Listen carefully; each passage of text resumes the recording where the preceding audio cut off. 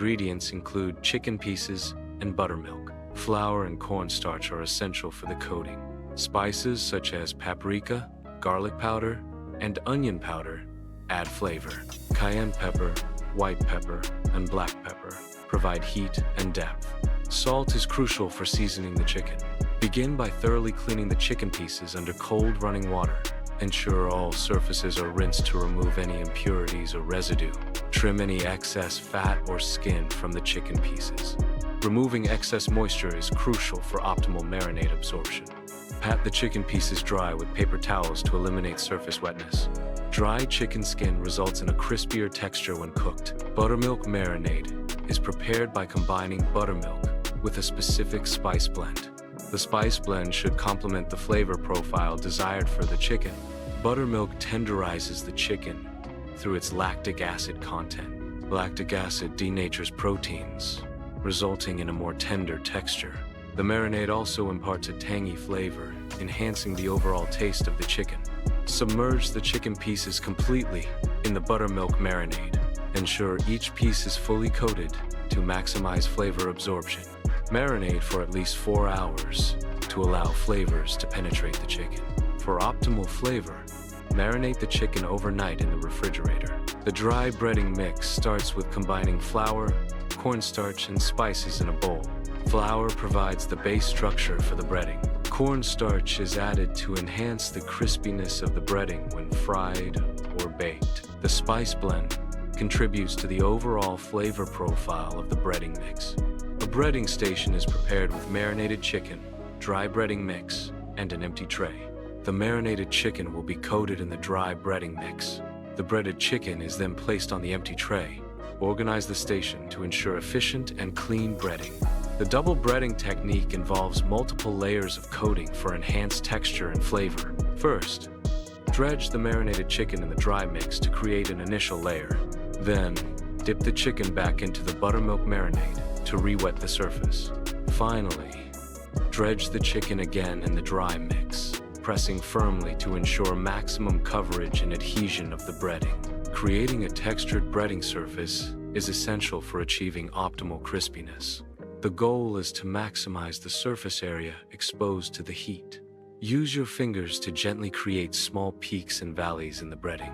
These irregularities enhance the breading's crispy texture when cooked. Maintaining the correct oil temperature is crucial for achieving evenly cooked food. Optimal oil temperature ensures food is cooked thoroughly without burning the outside. The ideal oil temperature for many frying applications is around 325 degrees Fahrenheit, 160 degrees Celsius. Use a thermometer to accurately check the oil temperature before and during cooking. Consistent temperature control leads to crispy and perfectly cooked results. Carefully lower breaded chicken pieces into hot oil. Avoid overcrowding the pot when frying chicken. Frying in batches is essential for maintaining optimal oil temperature. Consistent oil temperature ensures even cooking and prevents soggy chicken. Maintaining the correct oil temperature is crucial for achieving crispy, golden brown chicken. Visually monitor the chicken during the frying process. Observe the color transformation of the chicken as it cooks. The color should change from pale to a golden brown hue. The approximate frying time is around 12 to 15 minutes. Check for indicators of doneness to ensure it's fully cooked. A meat thermometer is essential for verifying the chicken's internal temperature. Insert the thermometer into the thickest part of the chicken, avoiding bone. Ensure the internal temperature reaches 165 degrees Fahrenheit, 74 degrees Celsius. This temperature indicates that the chicken is fully cooked. Proper cooking eliminates harmful bacteria, making the chicken safe to eat. After frying, place the chicken on a wire rack to drain excess oil. Allow the fried chicken to rest for a few minutes before serving. Resting allows the juices within the chicken to redistribute evenly. This redistribution results in more tender meat. Resting also enhances the overall flavor of the fried chicken. The key to perfect fried chicken lies in achieving a desirable crispy texture. This texture is primarily created by the breading or coating applied to the chicken. Close-up shot should emphasize the uneven, golden brown surface of the breading. The breading should appear well adhered to the chicken, indicating a proper seal. contrast the crispy exterior with the juicy, tender interior of the chicken. This contrast highlights the skill in achieving both texture and moisture retention. Fried chicken is a versatile dish that can be paired with a variety of sides. Coleslaw offers a refreshing and crunchy contrast to the richness of fried chicken. Mashed potatoes provide a creamy and comforting complement to the crispy chicken.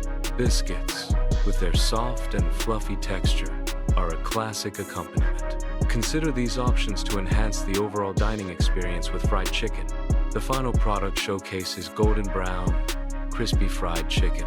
This dish is a recreation of a restaurant favorite.